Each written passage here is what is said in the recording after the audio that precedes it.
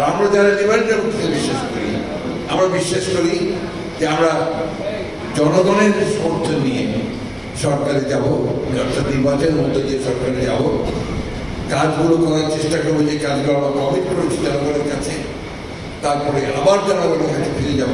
যদি তারা আমাকে আবার গ্রহণ করেন আমি আসবো, না হলে আসবো না। এই লিবারেল ডেমোক্রেসির প্রতি আমরা বিশ্বাস করি। আমরা বিশ্বাস করি যে সকল মতামতকে প্রকাশ করার সুযোগ দিতে হবে। আমরা বিশ্বাস করি যে সকলকেই তার কথা বলার সুযোগ দিতে হবে। আমরা বিশ্বাস করি যে একজন সাধারণ যে কোনো মানুষের ন্যায্য বিচার পাওয়ার অধিকার রয়েছে, তার সমাজে তার মর্যাদা প্রতিষ্ঠিত হওয়ার সুযোগ রয়েছে। কিন্তু সেটা হয় না, কারণ আমাদের বিশেষ করে আমাদের বাংলাদেশে শুধু আজকে নয়, সারা বিশ্বেই বলে এই প্রবণতা দেখা দিয়েছে যে লিবারেল ডেমোক্রেসিকে এখন নিচে নেমে যেতে হচ্ছে, একটু পরাজিত হতে হচ্ছে আপনার পপুলারিজমের কাছে, একদিন সেম টাইম আপনার কিছুটা আপনার অথরিটেরিয়ান রেজিমগুলোর কাছে। এটা বাস্তবতা। এখন এটা গবেষকরা বিশ্লেষণ করবেন। রাজনীতির হিসেবে আমার কাছে মনে হয় যে প্রযুক্তির পরিবর্তনের সঙ্গে সঙ্গে, টেকনোলজির পরিবর্তনের সঙ্গে সঙ্গে আপনার বোধহয় মানুষের মন, মানসিকতা, সব কিছু আস্তে আস্তে বদলায়। সে বদলানোর ফলে এমন একটা সময় আসে যখন দেখা যায় যে তখন যে রাজনৈতিক কাঠামো আছে সেই কাঠামোটা পরিবর্তন ছাড়া ওই রাষ্ট্রকে ধরে রাখা কঠিন হয়। আমি কয়েকদিন আগে, কিছুদিন আগে চীনে গিয়েছিলাম। আপনারা সবাই দেখলেন, পত্রতে ফটো করেছেন, অনেক বড় দল নিয়ে গিয়েছিলাম আমাদের বিএনপির শীর্ষ নেতৃত্বদের নিয়ে। আমি চীনে অনেকবার গেছি, যতবার চীনে যাই দেখি চীনের ভিন্ন চেহারা, অর্থাৎ চীন প্রতিদিন বদলাচ্ছে। আর তাদের সিস্টেমটা তো ভিন্ন, আমাদের সিস্টেম ভিন্ন। আবার দেখুন আমেরিকার দিকে থাকি, দেখুন আমেরিকার যে রাজনৈতিক যে কাঠামো, সেই কাঠামো আমাদের কাঠামো কিন্তু এক নয়। আরেকটা কথা যেটা আমার মনে হয় যে আমরা তো প্রকৃতপক্ষে গোলামি থেকে মুক্তি পেয়েছি আপনার গত বছর 1947 সালে ব্রিটিশ গোলামি থেকে। তারপরে পাকিস্তানি গোলামি শুরু হয়েছে, তারপরে আবার আপনার বাংলাদেশি প্রভুদের গোলামি শুরু হয়েছে। এই গোলামিতেই আছি আমরা। গোলামদের কিন্তু একটা সংকীর্ণ মত তৈরি হয়, কিছুতেই আপনার খুব বেশি বড় করে দেখার সুযোগ হয় না। আমি আবার মনে করি যে আমাদের সেই বড় করে দেখার চেষ্টা করা উচিত। আমাদেরকে সেই চেষ্টা করা উচিত যে আমরা একটা মুক্ত সমাজ চাই, আমরা একটা মুক্ত রাষ্ট্র নির্মাণ করতে চাই, আমরা একটা মানুষের মধ্যে মানুষের একটা ভালোবাসা তৈরি করতে চাই। আজকে যে কথাটা আমার বোন এখানে বলে গেলেন, একই ঘটনা গতকাল আমি আশুলিয়াতে গিয়েছিলাম।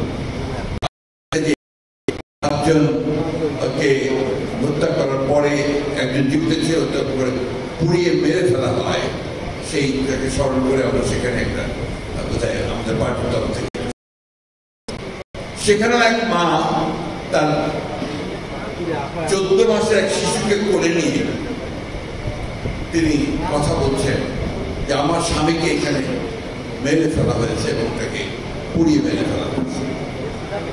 আমি এখন পথে পথে ঘুরছি, আমি জানি না এই শিশুকে নিয়ে আমি এখন কি করে পাবো। আজকে যখন বোন কথা বলছিলেন, আমার তখন প্রশ্নের মধ্যে প্রশ্ন আসছিল আসলে রাষ্ট্রটা কি, রাষ্ট্র কার জন্য? যারা এখন দায়িত্বে আছে রাষ্ট্র পরিচালনার, তারা এই 1 বছরও কি এদের খুঁজে পেলেন না? তারা 1 বছরও কি মানুষগুলো যারা এই দেশকে পরিবর্তনের জন্য প্রাণ দিল, রক্ত দিল, তাদের জন্য একটা তালিকা তৈরি করে সঠিকভাবে তাদের পুনর্বাসনের কোনো ব্যবস্থা করতে পারলেন না? আমি জানি না। এখন কিছু বললেই আমার 2জন বন্ধু বান্ধব আছেন সরকারের মধ্যে, তারা আমাকে বলেন যে তোমরা তো সবসময় আমাদেরকে আক্রমণ করছে। আর আক্রমণ কখন করা হয়? কখন করা হয়? যখন ব্যর্থ হবে। এই কথা তো সত্য, যে কাজটা ছিল যে অতি দ্রুত একটা নির্বাচনের মধ্য দিয়ে একটা নির্বাচিত সরকারের কাছে দায়িত্ব তুলে দেওয়া, সেটা না দিয়ে ক্রমান্বয়ে বিভিন্ন রকম কতটা সংস্কার কমিশন তৈরি করা হয়েছে আপনি জানা নাই। 6টা বোধহয় অ্যাক্টিভ, 11টার 6টা অ্যাক্টিভ। এখন এই 11টা থেকে 6টা আসার পরেও তারা মনে করেন যে এটা খুবই সামান্য, অর্থাৎ তারা দেশকে পুরো নতুন একটা আপনার ওই দেশ তৈরি করতে চান, একটা ম্যাজিক্যাল দেশ তৈরি করতে চান। খুব ভালো কথা, কিন্তু আমরা চাই যে সেটা জনগণের মধ্য থেকে আসবে। আমরা তো চাই যে সেটা জনগণ সেই শক্তিটা নিয়ে তারা বেরিয়ে আসবে। আমরা দুঃখের সঙ্গে বলতে বাধ্য হচ্ছি যে সরকারের কাছ থেকে আমরা সেই জিনিসটা দেখতে পাইনি। আমি 5 তারিখের অভ্যুত্থানের পরে 7 কি 8 তারিখে আমরা একটা সভা করেছিলাম পল্টনের সামনে, আমাদের কমিশনের। সেখানে আমি 3 মাসের মধ্যে নির্বাচনের দাবি করেছিলাম।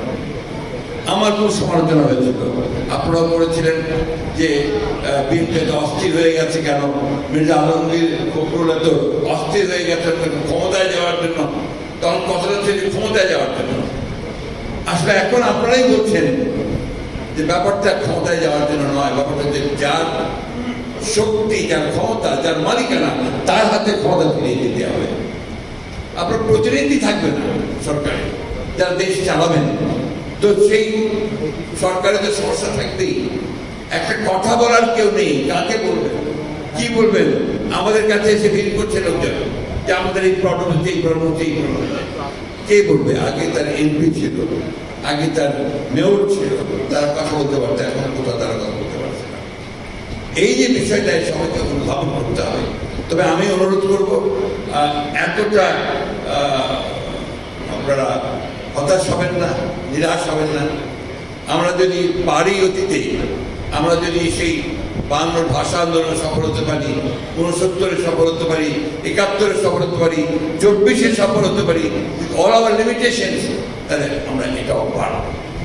এটা আমি বিশ্বাস করি বলেই আমরা আপনার এগিয়ে যেতে পারবো। আমি কারো সমালোচনা করতে চাই না। আজকে যে সময়টা, এই সময়টা হচ্ছে পারস্পরিক একটা বোঝাপড়া করার সময়। একটু বুঝে নিয়ে পরস্পরকে এগিয়ে যাওয়ার চেষ্টা করি, তাহলে ফলটা লাভ করবে জনগণ, তার একটা প্রতিনিধিত্ব থাকবে, তার একটা সরকার তৈরি হবে। এটাতে যে সব শোনা হয়ে যাবে, সবকিছু আপনার সমস্যাগুলো মিটে যাবে তা না, কিন্তু একটা রাস্তা তৈরি হবে, যে রাস্তার মধ্যে দিয়ে আমরা আমাদের কথাগুলো, জনগণের কথাগুলো সেই সরকারের কাছে পৌঁছাতে পারবে। সেই জায়গাটাতে আমরা যেতে চাই। এবং আমার বিশ্বাস যে এত সমস্যার পরেও আমরা দেখলাম যে 12টা মৌলিক বিষয়ে আপনার এর মধ্যে এসছে, বাকিগুলো এর মধ্যে যাওয়ার চেষ্টা হচ্ছে। প্রতিদিন বৈঠক হচ্ছে কয়েক ঘন্টা ধরে। অনেকগুলো বিষয় আছে যেগুলো আমরাও ঠিক বুঝি না, যে তারা যেগুলো করতে চান।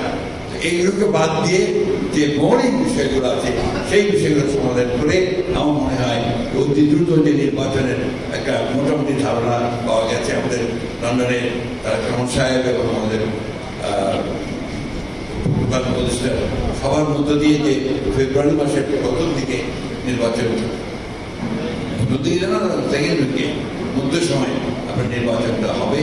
মনে হয় যে সেটা হলেই বোধ হয় অনেক সমস্যা, অনেক আমাদের দ্বিধা, সেই দ্বিধা কাটিয়ে আমরা একটা জায়গায় পৌঁছতে পারবো। আরেকটি কথা বলে আমি শেষ করতে চাই, সেটা হচ্ছে যে রাজনৈতিক দলগুলোকে পারস্পরিক একটা বোঝাপড়া থাকতে হবে। এই বোঝাপড়া না থাকলে এই যে আমরা কাদা ছোড়াছড়ি করছি, গণতন্ত্রের কাদা ছোড়াছড়ি হবেই, অনেক অনেক কথা আসবে, কিন্তু একটা সীমা থাকা দরকার। তা নাহলে যেটা হয় সেটা হচ্ছে যে একটা তিক্ততা সৃষ্টি হয়, যে তিক্ততা ভবিষ্যতে গিয়ে রাজনীতিকে আরো পরিচিত করে। আসুন আমরা আজকের যে উদ্যোগ প্রেস ক্লাবের, আমি সেটাকে স্বাগত জানাই এবং আমি আপনাদেরকে ধন্যবাদ এই জন্য জানাতে চাই যে আমাকে তারা আবার সুযোগ করে দিয়েছেন আপনাদের মাঝে আসার জন্য। যদিও এই প্রেস ক্লাবে আমার অভিজ্ঞতা জানতে চেয়েছিলেন আমাদের প্রেস ক্লাবের, এই অভিজ্ঞতা আমি আর বর্ণনা করতে চাই না, কারণ এটা আমার জন্য খুব সুখের নয়, আনন্দের নয়। তবে এটাকে আমি ওই সময় স্বাভাবিক মনে করেছি, যখন আপনার গেটের বাইরে যাওয়ার সঙ্গে সঙ্গে আপনার এই লোহার বড় বড় হাতুড়ি দিয়ে গাড়িটাকে পেটানো শুরু হলো। আমার তখন এই বলতে বলছেন যে আর বোধহয় জীবন্ত অবস্থায় ফিরে যেতে পারবো না। যাই হোক, ফিরে আছি, আপনাদের সঙ্গে আজকে কথা বলছি। আমরা যারা গুটিগত সৌভাগ্যবান, যারা আমরা এখনো বেঁচে আছি, কথা বলার সুযোগ পাচ্ছি, আমাদের দায়িত্ব হচ্ছে এই যে আমার বোন কথা বলতে পারেন, ওনার কান্নাটাকে আমরা কি করে বন্ধ করতে পারি।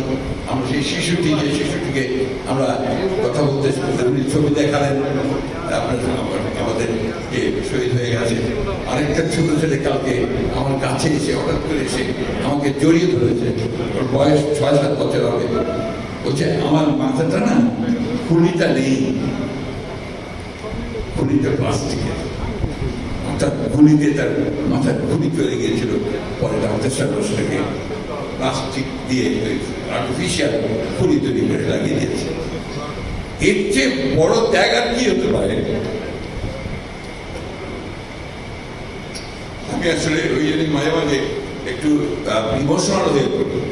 এটার প্রাইস যেটা আমরা পে করেছি, এর যদি আমরা সঠিকভাবে চালাতে না পারি, তাদের সামনে, শিশুদের সামনে, আমার বোনের সামনে, মায়ের সামনে, তাহলে আমরা এই জাতির সঙ্গে নিঃসন্দেহে একটা বড় প্রতারণা করবো। আমি আশা করব সেই পথে আমাদেরকে যেতে হবে না। আমরা নিঃসন্দেহে আমরা সামনের দিকে সুন্দর বাংলাদেশের দিকে এগিয়ে যেতে পারবো। এই আশা নিয়ে আমাদেরকে আবার ধন্যবাদ জানিয়ে বক্তব্য শেষ করছি।